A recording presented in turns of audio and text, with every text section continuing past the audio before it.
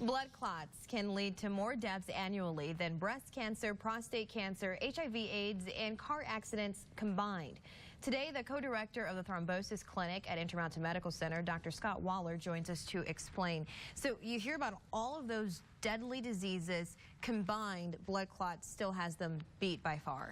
Indeed. When we talk about the importance of blood clots as it pertains to patients, what we're really referring to is deep vein thrombosis, which are blood clots that tend to form in the veins that return blood from the extremities to the lungs, and pulmonary embolism, which occurs when those blood clots travel up to through the heart and into the lungs. Is there any way to detect this early enough? Are there warning signs? Will you have pain in that area? How will someone know?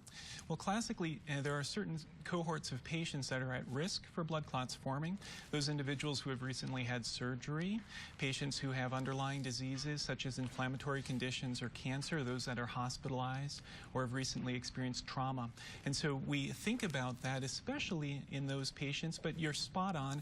Patients with blood clots in the legs will often experience swelling, pain, tenderness, fullness, and it's not uncommon when patients have blood clots in their lungs to experience chest pain, shortness of breath, difficulty in catching their breath, and pain with a deep breath. And you hear about blood clots when medical experts will say, oh, complications from surgery, and that may mean they had blood clots. Is there a way to get ahead of this to prevent it from ending up in death? Well, it's a great question, and a lot of our research involves looking at ways to protect patients from getting blood clots initially, and then best identifying those patients as quickly as we can and treating them most efficiently when they do occur. And there's research being done all the time that will better detect blood clots, how to get rid of them. There's new research out now. There is, and in fact, one of our undergoing efforts is to identify a subset of patients that are uniquely at risk, individuals with the antiphospholipid syndrome. These tend to be younger patients, and it tends to disproportionately affect females.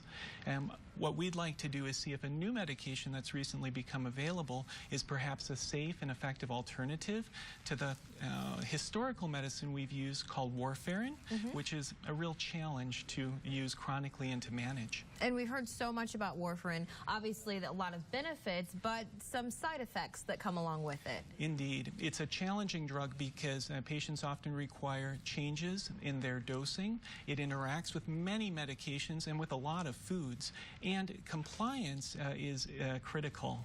Some of these new medications that are now available, while compliance continues to be central, thankfully have fewer drug-drug, fewer drug-food interactions, and don't require the routine monitoring that warfarin requires. So if somebody is about to have a surgery or they may be at risk, what's that conversation they should have with their doctor? Should they bring up their fear of having a blood clot? Indeed. First and foremost, it's important that they inform their physician of any medical history that they have that could perhaps then be suggestive of them being at an increased risk for getting a blood clot.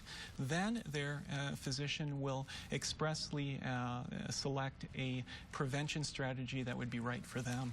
If people want to get in contact with you, learn more about this, or come to Intermountain Medical Center, what's the best way for them to get in contact? Well, there's more information about our research and specifically the ongoing study at intermountainhealthcare.org/APS study. We can also be reached, of course, through the Intermountain Healthcare website at intermountainhealthcare.org. And you just saw the website we had up on the screen. We'll put a link to that at our website at goodforutah.com. Dr. Wolle, thanks for joining us. No, it's my pleasure. Now,